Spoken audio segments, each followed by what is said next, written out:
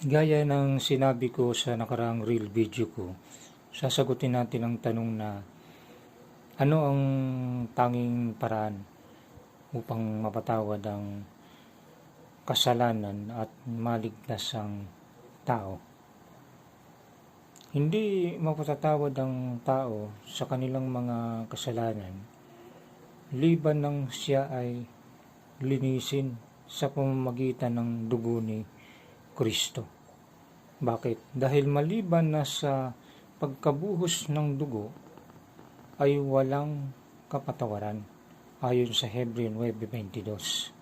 Sa pamamagitan ng pagtubos ng dugo ni Kristo, nagkakaroon ng karapatan ng tao na maglingkod sa Diyos ayon sa Hebreo 9:14 at tiyak na maliligtas sa kanyang galit o parusa.